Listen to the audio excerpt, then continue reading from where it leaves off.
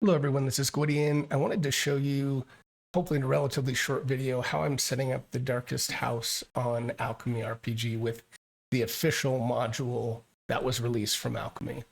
So I'm going to jump into my official Alchemy account and I want to show you some things I've done in my universes. So if I go to the content universes, these are universes I've created. So I created my own Darkest House before it was released. I'll get back to that in a second. But if you go into the purchased content, scroll down to the Darkest House, what I wanted to show is that there's a number of articles in here that I want my players to be able to look at, but obviously I don't want them to look at everything. And you can't share, to my knowledge right now, a module that's official directly with your players. So what I've done is I went into a couple of these, like Crossing the Threshold, and if you click on it, you go up to the three little dots at the top right of the screen, and copy link. Then what I did is I went back to the universe that I created. I just called it the Darkest House Gwyd, and I've shared this with another player instance of mine. And this module here, Darkest House Player, I've already shared this module. You look at articles, I have this article already created for players' resources. You click into it, and I'll show you when I edit it. Here are the links, and these are links directly to the official guide or the official modules within Alchemy that came with the Kickstarter. So if I now click on the Crossing the Thresholds player guide link, and I'm still in my official account, so you can see I get access to everything. I can read this article. Then I can even click back to the Darkest House and see all the articles. But now I'm going to tab over to my player instance. And this is one that I have that is just set up to test things. So I don't have an official, no, it's not a paid account. It's just a free account. But if I go back to my content universes, and again, to create it, I've already shared this with my player. If I click on this, then I do have access to the module I shared. Again, my own version of the Darkest House. I can click on player resources. And then down here, I can click on that link, Crossing the Player's Threshold, and now I have all the access to the exact same module. I can click around in it, I can read it all, I have all the same functionality. If I try to go back and view everything that's in the official module, click on that link, it's blank. So that's perfect, that's what I want. The only other thing I've done, and I can share this on the forum, I can share my module with you if anybody else wants it. I also have the system reference sheet, and they can download it as well. And it's just a PDF that came with the Darkest House. I think you can get it online, so I think it's okay for me to share it. Real simple, and it helps your players understand how to attack and what happens, what are boons and banes, etc. All right, let me go back to my official instance, and I'm going to jump into the Darkest House. So I will join the game, and I'll show you a few things in here. So you can see right now I have my character I've shared with Gwyd Sounds. He doesn't have a character selected yet. When you first launch yours, you're going to have a scene called Cover, and it's going to be a little bit different scene. This scene is included in the Darkest House. It's called the Darkest House, this scene. I just included the overlay from the Kinemancr to show the cobwebs and the smoke, or the fog. I thought that'd be really cool. I think it's the crypt with cobwebs or something. I just like that, so I could kind of launch this and talk to my players, and before we enter into the actual house proper, I guess. All right, if you go down to the cog here and edit the game, one thing I didn't really realize that you might miss as well, that if you go down to theme under game and you click on this here, I have Monument Studios audio. I don't know if that changes anything, but if you click on the Darkest House, pay attention to the scenes over here on the bottom right. If I click on the Darkest House, all the font changes, and I think it also changes some of the colors. To be candid, it's too small for me and my old eyes, I guess. So it's just a little bit hard for me to read. So I'm going to keep the original, but it is there in case you want it to be a little more thematic, and if the font works for you. And then under players, I have my player set up, and then I did set up some safety. I put a bunch of the content warnings given, well, it's the Darkest House, right? Okay, so So let's go into, well, actually, you know what? Before I even get into anything, I am going to get back to my players instance. And I'm going to get to go right into the darkest house. I'm gonna click on join game, and I am going to select. So you'll see how it pops up right away that I can go and select any type of character that I want. So I'm gonna go to premades, and I am going to select, see here the 4, and you can see this is coming from my version of the darkest house. You're probably starting to hear a little other background music there.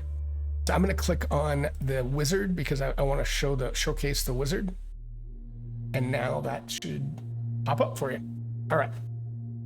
So let's click into the wizard. It looks like I have another, I don't know why I have this other one set up, Bizarreless, but that's okay.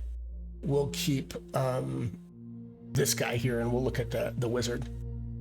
So I'm going to, for a minute, mute the sounds, and I'll still be able to hear them, but then you won't. So hopefully it won't be distracting.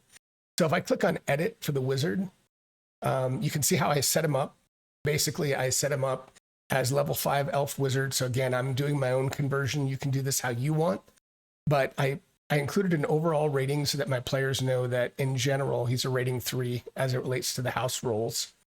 And I set up a number of skills. He's obviously got a high intelligence, so I gave him a +1 basically, so his rating will be a 4 for like arcana and intelligence related items. And then charisma, his charisma is low, so I just put that as a 2, and that's it for those.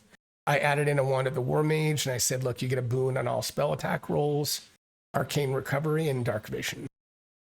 And then under trackers, the 2 main trackers that I set up are doom and wound count. So Doom, the darkest house, if you read the rules, it tells you should keep that somewhere prominent. So I basically said it starts at 0. I included a max value of 5. You probably won't get more than that. Same for wounds. And then I included a tracker for arcane recovery. I actually set these to where the current point value is the same as the total.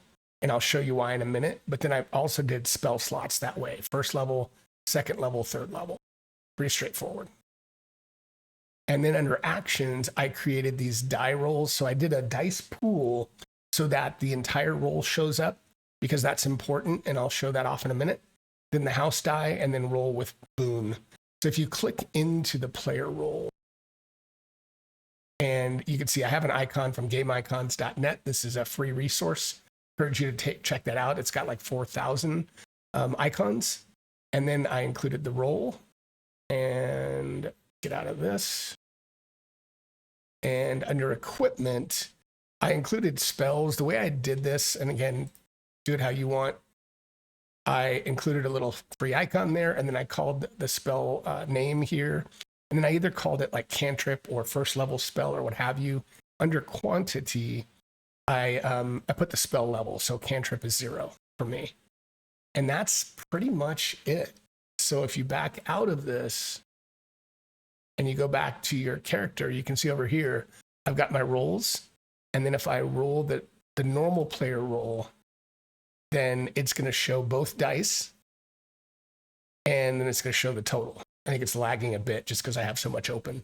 So I thought that'd be cool. And then they can do the dice roll and see if the die roll, the house die, is higher than both of these. That's why I did that. Boon, I did as a command with a roll under, or sorry, keep highest 1. So we're rolling 3d6 and keeping highest 1. So this one is just going to show the total, but if I click on it, you can see what you dropped. You dropped a 2. So you have a 4 and a 3, and then the player can roll the house die and see if it's higher. Here are my trackers over here. So the reason I did this is it's just a little hard to read when they're blank. So I thought, okay, when I use my spells, I can tick these off, and then it's a lot more intuitive to me that, okay, I'm out of spell slot, but I have these for 1st and 2nd level. So I thought that was pretty easy to show. All right, let me get back into the app instance. So this is my official instance. So how I'm going to run this is I'm going to click on, actually, you know what? I'm going to go straight to the boundless room. I'll just show off one room. I like this room.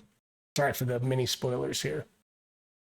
So the way the game is in Alchemy, you can certainly run everything straight from here. You can go to story and you can read everything here. But for me, it's a little tough. So I have the Darkest House app. I must have closed it down. Give me 1 second and I will open it back up. And so I'm going to run this directly on a second screen. I'm going to run the Darkest House app. And this is what it looks like. I think it's about $45 on the Monte Cook Games website. So if I go to the house diagram, it's just a lot easier for me to run. These are all hyperlinked. So I can go directly to the Boundless room here, click on it. And again, this will be on my second screen, and I can click through as the players go through this. So if I want to click down here, I can look at each of these like, oh, they're in the hole. What does that mean? I can close that again. But the really cool things are if I want to show off something that everyone can see. So let's just say this note here, I'm going to copy that text. So I just click the button. Now, if I go back to the app and I paste that in there, this is now available for everyone. So that note, if I go back to my player instance here, is that going to make a liar of me? Did I click into the wrong instance? Huh. Give me 1 second. You know what? I think I did. Hold on 1 second. Yeah, I think I went to the wrong game. Give me 1 second. I think that's why that showed up. I want to get to this, the Darkest House. Apologies. Hopefully it'll still, yeah. Now I'm going to go back to my premades. Nothing else is really much different. That was my own copy of the Darkest House that I created, but everything else I just showed you is all still accurate. So let's go back. Let's try that again. I'm going to copy that note, copy text. I'm going to go back to my app, paste it there. And then this time I do it, I should be able to go over to the app. And there you can see it's there. And you can see it's not colored, so everybody gets that. However, the really cool thing, what I'm going to enjoy is sometimes you might have something where it's one player in the room hears. So I copy this text. I go back to the app. I right-click on the player and click on Whisper.